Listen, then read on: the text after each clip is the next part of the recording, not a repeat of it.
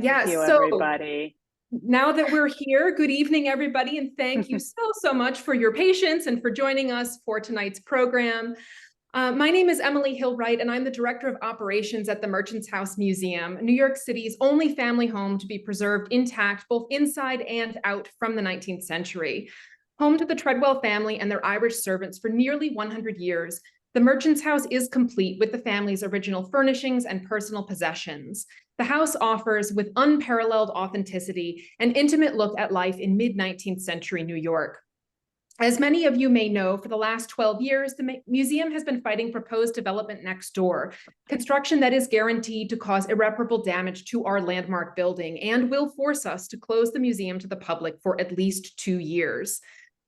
We have just launched a letter writing campaign urging the city to step in to protect the Merchants House, a city-owned interior and exterior landmark and a beloved and irreplaceable educational and community resource. So I do hope that you'll take just 30 seconds to sign your name and submit a letter. I will put it in the chat here, and you can click on it at the end of the lecture or the end of the presentation tonight. We do hope that you'll add your name to our list. And yes, you can submit a letter even if you don't live in New York City. Tourism is an important economic engine for the city, and so it's important that we hear from supporters from all over. Tonight, please feel free to use the Q&A feature at the bottom of your screen to ask any questions, and I am just delighted to welcome our moderator this evening, Matilda Garrido. Matilda is a certified thanatologist and holds dual master's degrees in bioethics and thanatology. She has worked extensively with the dying and bereaved, and she volunteers at the Merchants House in various capacities, including as co-host of our monthly paranormal video podcast, In the Spirit of Science. So welcome, Matilda. Thank you for being here. Thank you, Emily. And thank you, Monica, so much for agreeing to spend this time with us. I feel like it's the perfect way for me to wrap up this little mini series that I have done this spring. Ask ... and various people in death care, all women, I want to say, reflective of the rising population of students entering mortuary school are predominantly women. 75% of them are women. So I think there's a real movement, which you are very active in, to change the way we approach death and dying in this country. So I want to say thank you. And I'll start off, like I'm sure everybody wants to know, what led you into the field of embalming? And I also want you to tell us about your new book, Embalming Tips Revealed. Well, thank you for that introduction. I'm honored to be here. I'm honored to be the guest embalmer for Ask an Embalmer today, and I'm hoping to answer all of your questions. So I'm going to get right to it. I was, I guess, called into funeral service through a death within my own family. My father died when I was very young, tragically in a mining accident. And so my family firsthand knows the impact that embalming can have in the long run. So I was young, I didn't know my father. All I knew were stories of my dad, and pretty much everyone that I met, even if I was at the grocery store with my mom or at church on Sunday or wherever we went, people would say, I knew your dad. I was at his funeral. And so as a young child, it was impactful to me. As I became an adult, I felt called to help other families who had suffered a loss, especially those who have passed from traumatic death, like my own dad. Yeah. And so, sort of right away, you kind of saw how healing it can be. And we'll get into this in just a little bit, but to see someone who has died through a traumatic accident or traumatic events, to see them restored, to have that last picture of the person restored, because as we know, for so many families, many families who have a loved one who dies in a traumatic fashion are urged not to view. But what that does is it leaves this great unknown in their minds, and it really contributes to the unreality. Like, people don't necessarily consciously think like, oh, that person is not dead, but not viewing really it means you're missing one component of accepting the reality of the death and of the loss. I agree. I agree 100%. Mhm, Being a funeral director now and seeing the impact that it had on my own family. I was only 9 months old at the time when my dad died, so mhm, I was too little to understand. And right. when I became older, I was cleaning out my mom's garage with her, and we happened upon some pictures in a box. And I was like, "What is this?" And my mom's like, "Oh, those are pictures from your dad's funeral." And Mhm, at that moment, I was 22, I think, when we found those pictures. But at that very moment, I began to grieve, and it was so impactful to me because it was a grief that I didn't even know that I needed to go on that journey towards. I had been mm, missing out. Everyone in my family got to grieve the loss. I never did. right. So that seeing those pictures, which if embalming was not made available to my family, my mother would have never been able to take those photographs. And I would Mhm, still feel like I didn't have a dad. I was able to mhm, like come to terms with not having my father. Everyone else knew my father except me. There was just it was very complicated grief, but I was able to work through that. And I do really, I think that that whole process really did lead me into funeral service and the way that mm. it's able to help me and my family. Yeah. Yeah. So let's just jump right into this. What I am going to bring up is that when Jessica Mitford wrote her book, The American Way of Death, back in the 60s, it was largely a critique of funeral directors promoting embalming, the embalming industry, the cost of embalming, et cetera, et cetera, et cetera. And it became fashionable is the wrong word, but I want to say I'm going to use it because it seems like everybody's go-to is like embalming is bad, embalming is manipulative, all of these things. And I feel like an actually not only, as you described, can embalming be very, very healing to a family who has lost someone through trauma or for like through a long illness where they have really diminished physically. Um, but many, many cultures actually viewing, which really, for the most part, necessitates embalming, right? And extended viewing.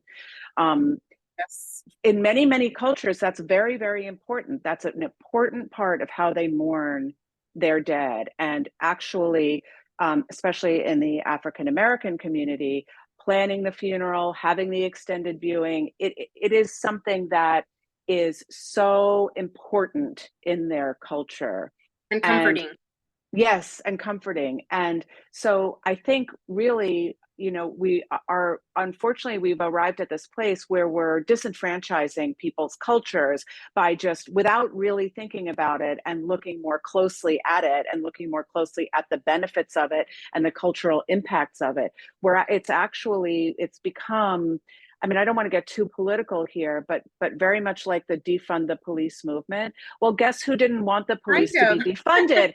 High crime communities, which are primarily made up of minority people. Yes. But Yes. then here are all of the, here is like a one white society saying, well, this is bad for you, you shouldn't want this. And again, we're really not honoring their culture and making it possible for them to make that choice without judgment. I couldn't agree more. And I do feel, being a Latina and coming from a Hispanic background, I do feel that way. I feel as if um, the act of embalming has become villainized, Mm-hmm. and it's largely due to misinformation that's being spread on the internet about the environmental impact, or should I say the lack thereof, because there Mm, really isn't a substantial impact on the environment. That's what people don't seem to understand. right. And since I do have this little platform right now, I want to Please. encourage the people that are listening right now. um, Maybe you wouldn't go to a mechanic and ask the mechanic for their advice on how to have your cavity fixed. So Right. I like to say, hey, those of you who are paying attention to people who are not embalmers, and you're listening to people who are not embalmers, talk about embalming, maybe you want to rethink that. Where you really should be listening is to the people who are actually working with these chemicals, who are trained to work with these chemicals, because the impact Safely, right. really, right, it's really not on the environment. There's very little, you know, if we're going to say, yeah, well, we're having all this embalming fluid leaching into the environment. Bodies It's are simply not not true. They're Yeah. not, embalmed bodies are just, that's just not how we do it. They're not placed into the earth. They're always placed in a casket or a vault or both. And so it's very, I think, misleading for people to think that. And I do understand where the idea comes from when bodies were embalmed with arsenic, you know, way back where we were still putting bodies into the earth, and that arsenic was leaching into the groundwater. Absolutely. But it's been hundreds and hundreds and hundreds of years since we've been doing that. Right. And I think it's also important that people understand that embalming fluid, specifically formaldehyde, is it's not, it's a disinfectant. That's all it is. Now, since we've been through the pandemic, everybody really understands disinfectant. They understand sanitizer. And basically, that's what it is. It's disinfectant. And as a matter of fact, if you look up embalming online, there's 3 parts to the embalming process. The first part is disinfection, and that's what the formaldehyde is actually doing to the body. It's not preserving the body for forever. It's disinfecting the body and basically removing the microbial content, the bacteria, so that that body can, the decomposition process is arrested just for time being, just to buy us some time so that we can have a service. Killing odor, which can be offensive to, you know, families, and not only that, but it's also it's a better, I think it's more dignified to prepare a body that is not odoriferous or awake. So just it's there's a lot of information going on here, but I don't want to get on a soapbox. I want to make sure that we leave time for people to ask questions. Yeah, yeah. Well, just one point that I want to make, like along with what you said, the main danger from embalming fluids is to the embalmer, as opposed to the environment. So what kind of safety precautions do you take? I mean, you must wear a ventilator and yeah, so it is actually, it's the law. Funeral homes do have to abide by laws and OSHA, just like hospitals do. So we do have laws that make it mandatory for us to have proper ventilation, and they're huge boom ventilation that we have going on in the embalming room while we're embalming. I personally, I wear a full face respirator and full PPEs. I double glove, and I wear an apron usually and a smock, proper shoes, and I always protect my eyes. I'm trained, however, so that's, I think that's another thing, is that embalmers have to attend continuing education every year to keep up their license, and part of that is understanding chemical hazards, dealing with chemicals that are hazardous, which formaldehyde is a known carcinogen. So we do have training on that. It's important for me to deliver during this presentation that formaldehyde is not, once it comes in contact with the body and the bodily fluids, it's basically neutralized. So when you go to a viewing and you're viewing a loved one who is embalmed, you can touch them, you can touch their hand, you can give them a kiss on the cheek or the forehead. You're not going to be harmed in any way. There's not going to be a chemical reaction that's occurring with, you know, if you're touching that person. So that's really great to know. Yeah. I mean, I did know that, but I think it's great for people to know. Yes, you can hold their hand. Yes, you can touch them. Absolutely. That's the whole purpose of embalming. It's a disinfection process, so that we're cleaning and disinfecting and sanitizing the body so the family can have interaction with their loved one. Yeah, we did have a question. Someone says, can you define embalming? Well, embalming is preservation. right? I mean, that's what Yes. embalming is. So embalming is comprised of 3 processes. The first part is the disinfection process. The third part is the actual preservation process of the body. And the third part of embalming is the restoration process. That's the makeup Hmm. and hair. And if there's trauma, that we go back with waxes or adhesives and repair trauma, much like a plastic surgeon would in life. Okay. Hmm. Yeah. Um, we have another question. Actually, we had a question from it's from Anonymous. How does one get their foot in the door of the funeral industry? It seems difficult and competitive to actually make it in. Am I wrong? No, you're absolutely right. And I think this mentality is changing. However, we are still, there is still a mentality that someone has to earn their right in the funeral home to be able to work there and work in this sacred space. And so what I would say is I do have a course that I teach. It's called So You Want to Be a Mortician. I'm a first generation funeral director. I do not come from a funeral directing family or a funeral home family. So I had to learn the hard way. I've collected over 12 years of scholarships, resumes that are specific for those who are wanting to come into mortuary science and maybe get a job at a funeral home. It's a part of a coaching program. It shows you how to dress up your social media because Mm. most funeral homes are going to be looking at your social media. Really To interesting. dress appropriately for funeral service.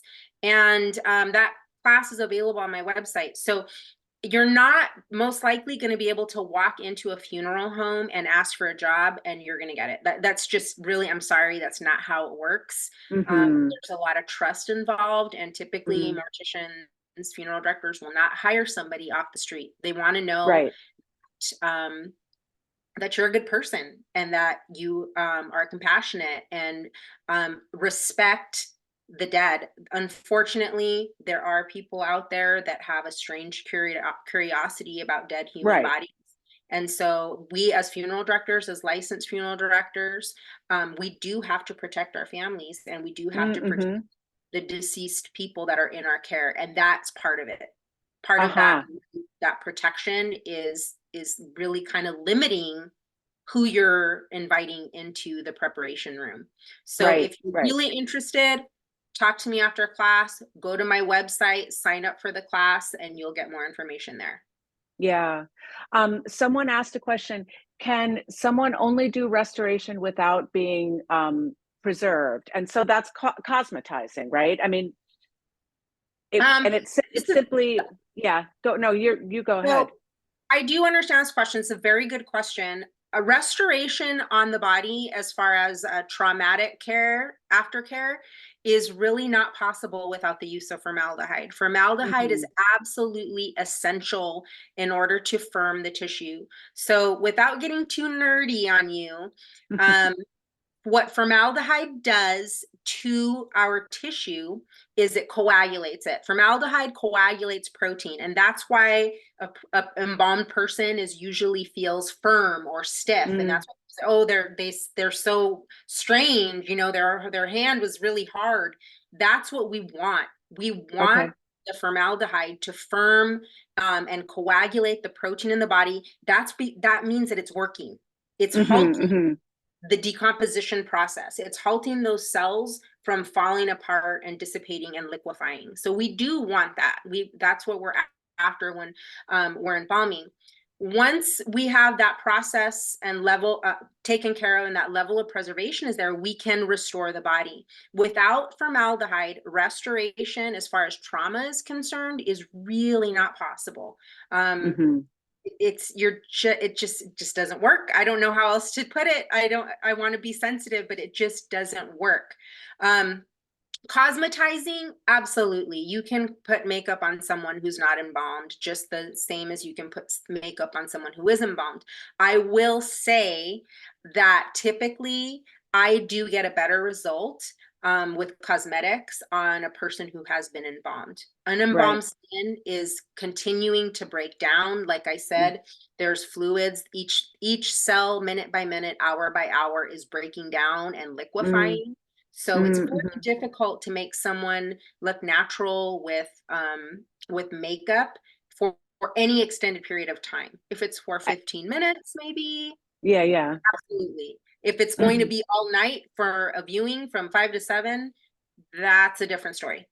Yeah, and quite fragile too, I would imagine, if the Yes, skin is, absolutely. yeah, Yes, and yeah. especially for older people, because our skin becomes kind of like paper thin as we get older as well, so it breaks down faster. Also with infants, children, babies, Mm, their skin is a little bit more delicate as well. yeah.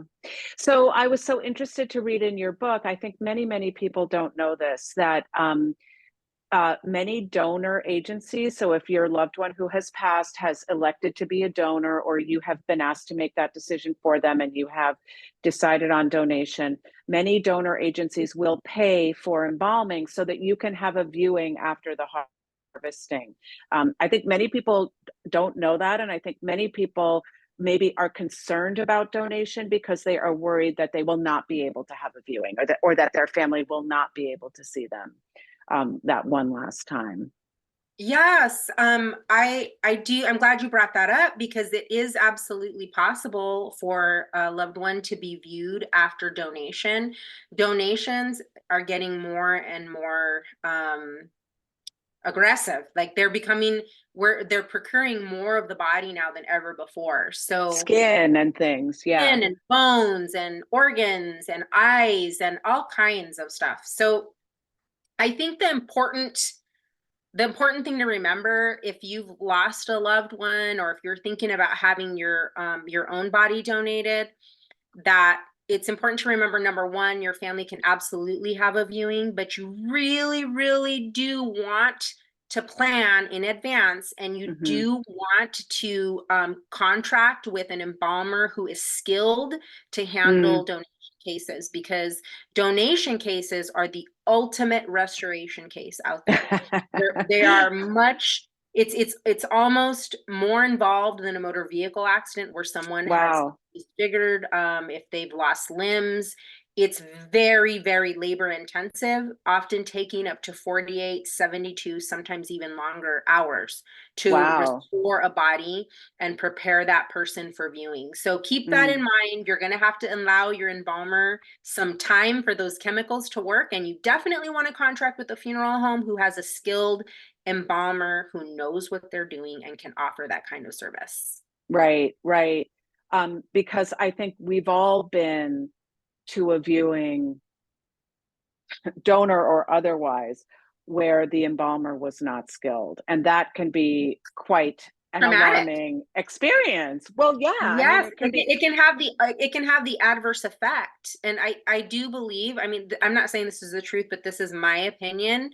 I believe that embalming over the years has gotten such a bad rap because the no offense to any men that are out there that are embalmers, because there's wonderful embalmers that are men, but mostly women wear makeup.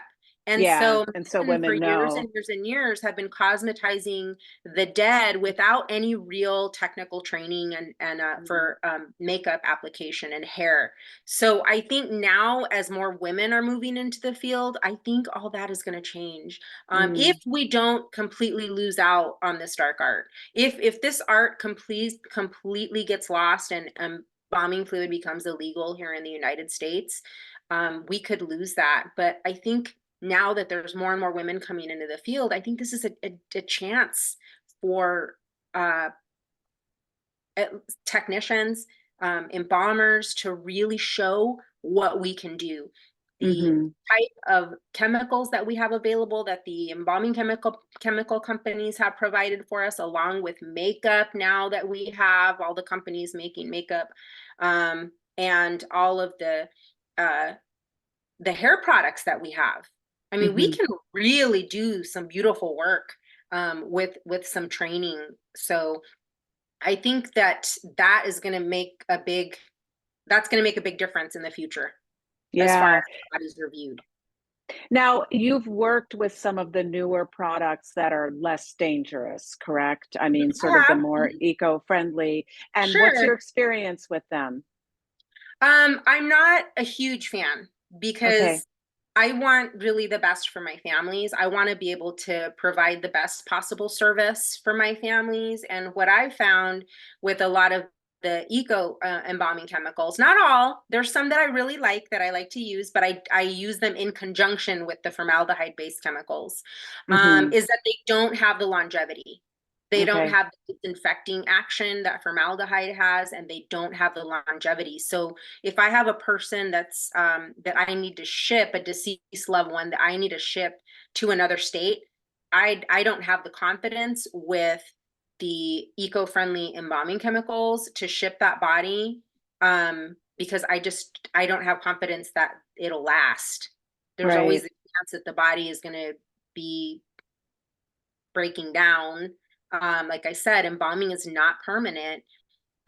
It's temporary. So Hmm. without those heavy duty chemicals, you're taking a chance, and then now there's possible litigation, you know. Mm, As an hmm. embalmer, I'm not going to take that chance just to say that I'm using eco-friendly chemicals. I'm going to use what I know works and Yeah. what's going to give the family the best possible experience during the darkest days of their life. Right.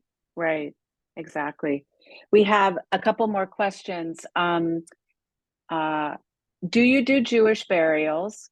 As you most likely know, autopsies are frowned upon and the body is handled as there will be no violations of the body, even by an embalmer. So have you ever been asked by a Jewish family to cosmetize or, you know, I personally have not. The Jewish families that I've served here in Arizona, the community that I serve, there's not a large Jewish community here that I have served mhm, personally, but I have done my fair share of Jewish funerals. And in my experience, those families don't want embalming.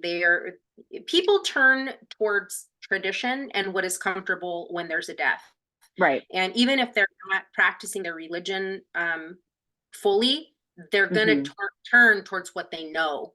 So it's mhm, not my place to try and convince a Jewish family to embalm their loved one. That's really not my place. I can always offer it. But in my experience, I haven't had a family that wanted embalming. As far as autopsies are concerned, here with my experience, families don't have they don't have control. If there's a homicide, it's not it has to be. whether there's an autopsy or not. That's Right. legal consideration. So it is their call, however, to have the service provided to them from an embalmer like myself to restore the body. Mm, Because after a surgery like that, um, the pathologist that's offering the autopsy, they're not going to restore the body. That's not their right, job. That is the right, embalmer's job. right. So, And they wouldn't do it very well, probably, because they're not trained. right, it's just totally out of their wheelhouse. They take it apart. They don't put it together. We put Mhm. things back together. So if a Jewish family wanted that, absolutely. Are there ways to prepare a body minimally that has been autopsied without embalming? Absolutely. Um, I would not recommend that for a viewing for a family, but Mhm. it we do it every day. There's many families that choose to forego embalming and they want Right. a minimally prepared body. So it just depends on the family, and it doesn't really have anything to do with whether they're Jewish or not. It is the decision of the family. Right. Here's an interesting question. I've heard you can't have tattoos working in death care. How are tattoos viewed in this industry? Are they a little more lax in recent years? Is this Um, true? I never so heard that before. it's kind of a thing. It's kind of a Oh, thing. really? If Interesting. you have tattoos, you will have a more difficult time finding a job in Huh. funeral service, depending on the region and the funeral home that you apply to. Okay, so Mm-hmm. there are some funeral homes that they are maybe more relaxed, but for the most part, that's maybe 10%, if that, maybe Mm-hmm. 5%. It's a very conservative field. Just like you don't see attorneys running around with tattoos and short sleeves or Right. suits, it's the same kind of environment. You're working in a conservative environment. And I'm not saying you can't have tattoos. If you cover your tattoos and you look professional at work, what does it matter what's underneath your suit jacket? Right. Or, you know, Right. If they're not I don't visible. care. Yeah. Right. As long as you are taking care of the family and you're following the law and providing that service to the family, I don't think really, I don't think that employers care, but they do care if you're taking your jacket off at work and you have tattoos on your arms. I think that that Mhm. is a thing. And can employers come out and say that outright? No, because it's illegal. It's called Right. discrimination. But you know Mhm. what? It's a thing. And so Huh. if you do plan to work in funeral service, dress for the job you want. That's what I tell my students. What's more important, you showboating your tattoos or you earning a living in a job that you absolutely love? Mhm. Dress for the job that you want. Right. Right. Yeah. Um, can people ask embalmers to see their work before using them? This is really interesting. And it comes Oh, from someone who that's has such a seen good question. awful So embalming jobs, funeral but think about it, right? crashers. Funeral crashers. I love it. That is Well, such that's a a good great way to question. find a good embalmer, right? Is to It go to a is, lot of viewings at a funeral home and right. see. Mhm. So unfortunately, if you ask to see an embalmer's work, there is the issue of ethics and preserving the dignity of the deceased, right? So Mhm. you would have to have permission from the family to be able to go in and see their loved one or be invited to a funeral. But I have a better way. There's Mm. a better way to know if a funeral director or embalmer is skilled and can offer the kind of service that you want. Simply ask Mm. them, what's your continued education? What Okay. continued training do you have? Do you have hands-on training? Have you attended a restorative art hands-on training or online? Ask these questions. Ask them to see their certificates. Funeral directors that have post graduate education as far as embalming training and reconstruction training, they display those certificates very proudly. So Right. I would go to the funeral home and look around, and if they don't have them up, then ask. Mhm. I mean, it's just the same as you would when you go to a get your hair done. You ask, who has the most experience here? How long have you been doing this? And then also pay attention to what other people are saying that have suffered a loss in your community. If you hear, Mhm. oh my gosh, the body looked terrible, Yeah, yeah, yeah. right there, you already know, don't use that funeral home. Yeah. Well, you know what? True. This is another passion of mine, which is pre-planning, which I think we should all do. So this involves a little bit of pre-planning, right? Like if Yes, you're pre-planning your own funeral, and statistically, people tend to use the first funeral home that they visit, which I think is I'm not sure if people feel uncomfortable sort of comparison shopping with funeral homes outside of a time of immediate need, right? So like this sure. isn't a pre-planning Hmm. situation. But absolutely, you can go into a funeral home and you can say, please tell me about the level of education of your embalmer and what are their qualifications? What do you personally require from your embalmer? People can Exactly. absolutely do that. And you can always ask for a tour of the preparation room as well. If they say Oh, no, that's interesting. yeah, Hmm. if they say no, I would question. I would Hmm. question if that's a funeral home that you want to use, because many funeral homes, the ones that do keep a very clean and dignified, sacred workspace in the back, those are the ones that are going to be really proud to show you their prep room. And the ones that Uh-huh. say, oh no, we don't let families back there. Sorry. Well, that might be a red Uh-huh. flag. Interesting. What is the oldest and the youngest persons you have ever embalmed? How did you handle it the first time you embalmed a child? That's a really great question.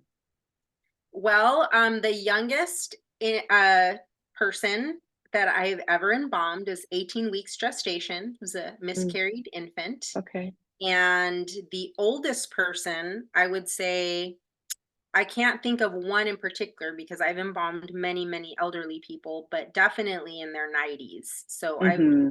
embalmed people of all ages.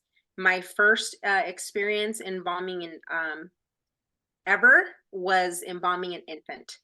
So Oh, Wow.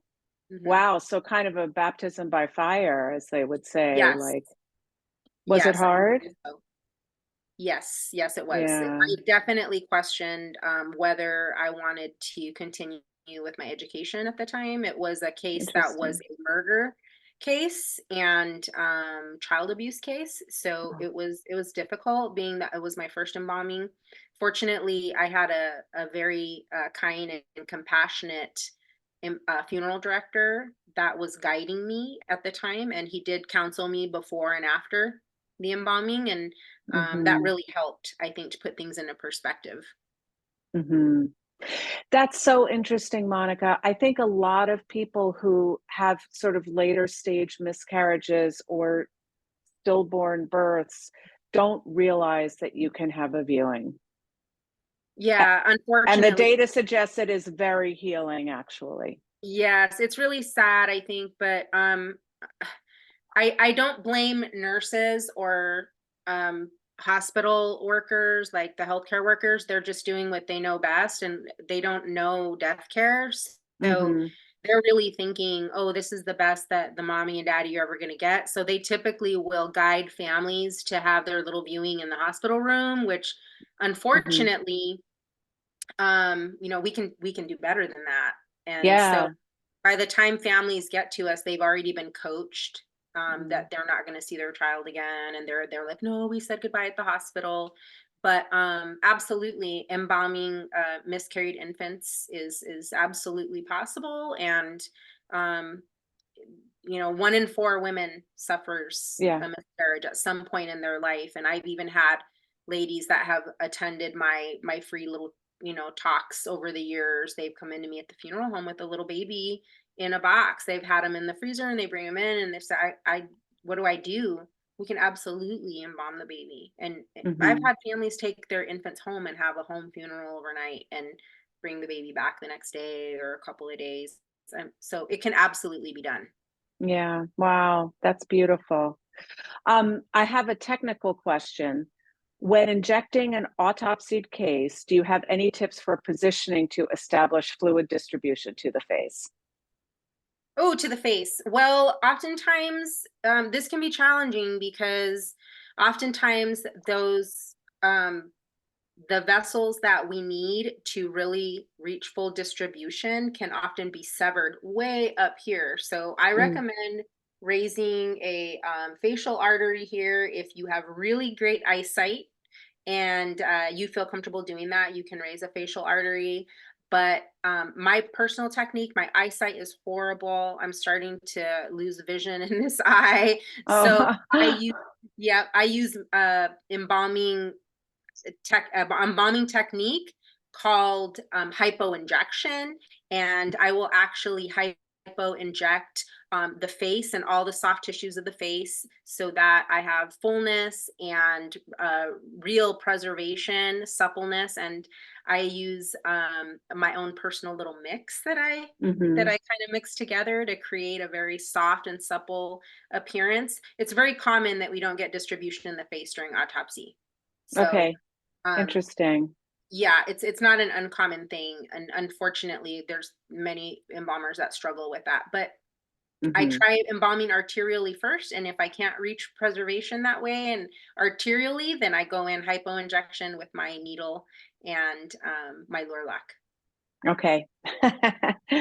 um, Presuming you were an embalmer during the COVID scare, how did you get through it slash Well, survive? That must have been tough. And yeah, concerns, right? And concerns for you, yes, safety I'm concerns. still getting through it. It was very scary at the time.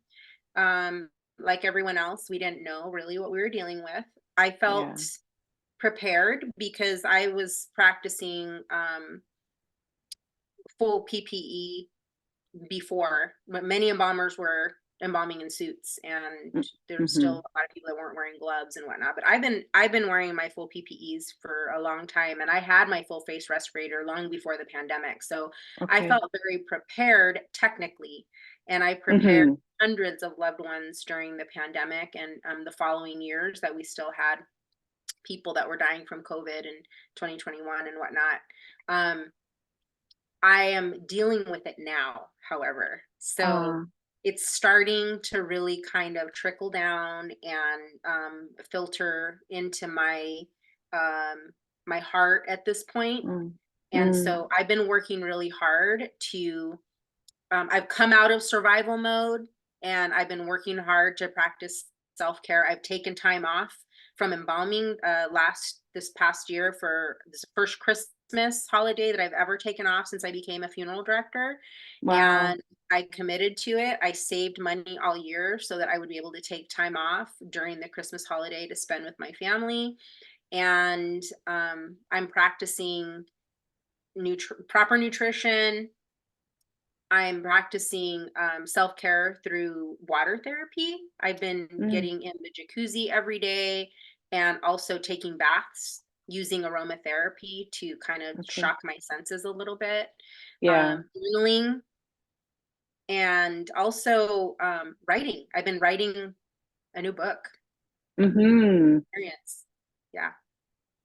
Yeah, that was another question that we had, which was how you balanced your mental health while dealing with death on a day-to-day basis. I get that question a lot too. And the way that I respond is I just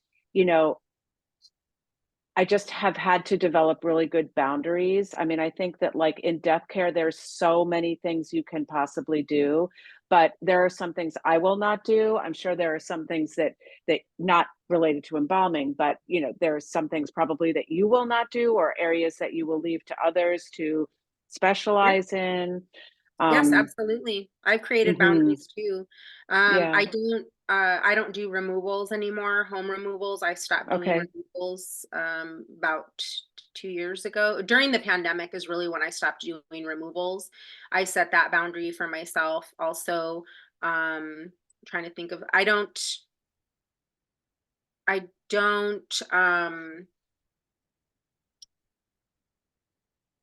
there's not a whole lot, I guess, but that's the one thing, I guess, is like I've set boundaries as far as removals, and I don't overwork myself like I did before. I used to really, really work myself into the ground, and I don't do that anymore. I really have learned to set boundaries with families, and that was one of the things that the pandemic taught me, is that we went from this culture here in America of we have to bury people very fast within 2 days, and we've been bombing people and getting them in the ground, to all of a sudden we couldn't.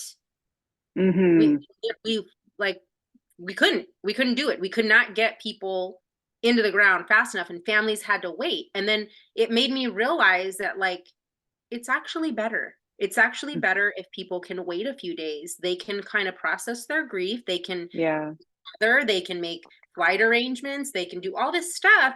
And I'm not missing out on my family. I'm not missing out on my gym time, my personal time. There's no emergency. The death already.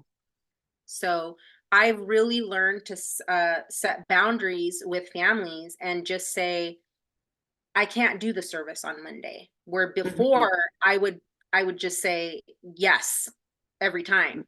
And so if I have, 3 or 4 families going at one time, and I know I'm reaching my limit, my personal limit, I will just say no. And you know what? I haven't really had I haven't had a lot of families really like get angry or anything. People just they accept it, like with anything else. Like, you just have to set an expectation. And I think now for funeral directors more than ever is the time to do that, when we've gone through the pandemic and people realize, oh, okay, like we can wait 2 days or 3 days or 4 days or whatever. We can wait a week to do that. There's more, and for a lot of families here where I live, they need that time to get money together to pay. Sure. So I guess that's the one way that I've kind of practiced self-care, is I've created some boundaries in that way. Yeah, I just want to make one point. Monica is using the terms funeral director and embalmer interchangeably. I think it's in every state, right? In order to get your funeral director's license, you must be trained in embalming. But once they graduate, not all funeral directors embalm. Monica does. Right. And I'm glad you brought that up, because I do still meet families sometimes. Yeah. So I do. You're not always in the prep room sometimes. Yes. I still do every once in a while. I put on, most of the time it's a family member or a friend, and then they want me to be the funeral director as well. Okay. I have another question.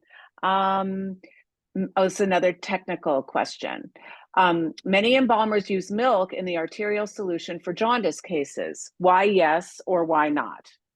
Okay, so this is a controversial subject among embalmers. I still am on the, I think I kind of lean towards why would you put live cultures and microbes into an arterial system that you're trying to disinfect? Yeah, So it seems why would you put counterproductive. bacteria in there? But I've actually seen it done. I've seen embalmers do this, and when they know what they're doing, it Hmm. actually works.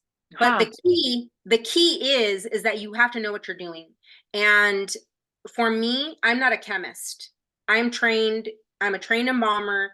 I understand the chemicals that I'm working with because I have been trained by that chemical company, and they've shared, their journals with me. I've read up on this chemical, but I'm not a chemist. Hmm. The Hmm. the embalmers that I've seen be successful at this method are chemists. They Okay. truly, truly understand chemistry, and they truly, truly understand what they're putting into the tank, how much, what is going on with that body internally. So Hmm. for me, I don't feel comfortable using milk. I won't use milk. I feel like there's products out there that the chemical companies have created for us to not have to use milk. Hmm. Um, and I don't know if I would feel comfortable having that conversation with a family and telling them that I embalm their mom Right. with milk. So Yeah. I think there's just, for me personally, but for other embalmers, it's a very, very old school method that embalmers have been using for a very, very long time, probably since the Interesting. beginning of American embalming here in the United States. People have been using milk. And Huh. what it does, technically, what it does is that globs on, literally, it globs onto the bilirubin, and it flushes the arterial system. It pulls all of the green out. Okay, Huh. that's what it does. Wow. The fats and the lipids glob on to the green stuff, and it pulls all Uh-huh. that bilirubin out. But what you follow up with, that's where a lot of embalmers go wrong, is that they don't know what to put in after, or they mix it into their tank with their arterial fluid. So Uh-huh. it's science. Like, if you know what Yeah. you're doing, it can be done with great success, believe it or not. But if you So don't know what you're interesting. doing and you're just taking a chance, and oh, I saw on Facebook, or some so and so told me that I could do this. TikTok. Yeah, I saw it TikTok. on TikTok. Like, I would not do that. I would not do that. Hmm. You can Yeah. create a problem. Yeah. Wow. Someone asks, have you thought about opening your own mortuary school? Yes, I have thought of opening my own mortuary school, just like I thought about opening up my own mortuary, and I keep coming back to the same conclusion. No. Hmm. What would Um, be involved in that? I mean, I imagine there would be all kinds of like licensing that you'd have there to is, go through yeah. and So I think the biggest challenge for me, and the reason why I've never really wanted to be a funeral home owner or open a mortuary school, was because there is an extreme amount of pressure and also responsibility with housing people's loved ones. yeah. So when you Hmm. take custody of a dead human body, you are taking custody of someone's most important and precious thing in their life. And that's a lot of pressure. Um, I like to travel. I don't like being married to a building. Hmm. And for me, it's not right. It's not right for my lifestyle. So that's really why I haven't opened my own funeral home, or I haven't opened a mortuary college where we keep cadavers. It's just, the responsibility is just, it's so great. And that commitment that you have to make. Yeah. it just, I'm still a single gal, so I don't want to be married to the Yeah. building. No, I can There's still imagine. hope That's for a me out there. huge. Sure. Well, yeah. So, and there are all kinds of regulations about storage, right? I mean, you Yes. hear, I mean, there was just that report of like, what was Yes. it? Like 800 bodies found or something like that. I mean, um, It's a great responsibility, and more people are not choosing to embalm, which means that you're having more and more bodies that are not embalmed, that you're housing in mhm, facilities where the bodies are decomposing until they can be right, placed in the crematory, or they can be placed for burial. And so it's, people don't realize how involved it is, and they think, oh, it's just, they just keep the people there. No, there's a lot that goes into it, and there's a lot of responsibility, and it's a 24/7 job, 360 right, a year. When you're taking care, and you have taken into your custody and your care a deceased loved one, like, you don't get to turn the light out. The porch light right. stays on all night long, every day. Yeah. Well, it's true with funeral directors. I mean, when my mother passed away, I was calling the funeral director at 2:30 in the morning. And, it just so happened that it actually was the funeral director who picked up. I mean, they do have answering services and things like that, but Mhm. yeah, it is a 24/7 job. Yep. So that's why, for me personally, personal decision. Mhm. Yeah, yeah. Monica, what is important for you that others know about embalming and about embalming these days, and what their options are and what they can request and what's available to families who want to embalm? I think what's important to me to be able to convey to the public is that embalming truly is an art, and I Hmm. think it should be seen as such. It's, every embalmer does it a little differently. Like we talked about, some people use milk, Yeah, but it's an art, and everybody does it a little differently. And I would say, please don't shame others for the way that they're caring for their deceased loved ones, whether it's with if they have a direct cremation, or if they do the full shebang with embalming. People that are composting, like, don't shame other people. don't right. don't try and apologize, don't try and take that time from people that were there trying to heal and make it into something that's about you, basically. Hmm. And then as Yeah, far as options, I would say, for families, just know your funeral director, pre-plan, like we talked about, pre-plan, understand the options that are out there, learn who your professionals are in your community so that you know who to trust. hmm, Just like any other industry or profession, there's good people and there's bad people. There's people that shouldn't be working in funeral service, just like there's people that shouldn't be working in like general dentistry or pediatric care or whatever. Know who those people are in your community, and have a general idea. Ask the hard questions, like today. Ask those questions. What are your qualifications? What makes you qualified to be able to take care of my mom, my dad, my baby, my brother? Put yeah. people on the, ask them those questions. Ask to see the prep room. Ask to see the facility, um, and just and know what's available in your area. If it's not available in your area, find out where you can have it done, because I guarantee you, there's somebody in your community that's an expert in that area that you're looking for. Right, right. Well, Monica, I just have to thank you so much for spending this time with us and like really being willing to share yourself and your background and your technical skills too. I was glad, even though the program was informative rather than descriptive, I was glad we did get a couple of those technical questions, and I'm still in my mind trying to like understand milk being used. But anyway, thank you again so much. The link to your book and the link to your website is in the chat, right, Emily? Yes, so the links are all there. Monica, just a huge thank you from the museum and from all of us for being here Of course. this My evening. honor. and Matilda for putting together this wonderful series. Yeah. If anybody missed the previous 2 programs in this series, they are available on our YouTube page at youtube.com/merchantsHouseMuseum. So you can check out Ask a Death Doula and Ask a Funeral Director on our YouTube page. Embalming, which Matilda did a program for us about sort of the history of embalming last year, really first took hold in America during the Civil War when the Treadwells were living at the Merchant's House. And so in that same spirit, we're just really grateful to be able to have Monica here and to host these really important conversations. Please stay in touch, everyone. Follow us on social media, and you can share our posts to tell your friends and family all about the Merchant's House. If you haven't yet submitted your letter in support of the Merchant's House and our fight against development next door, please do so. The link is right in the chat for your convenience.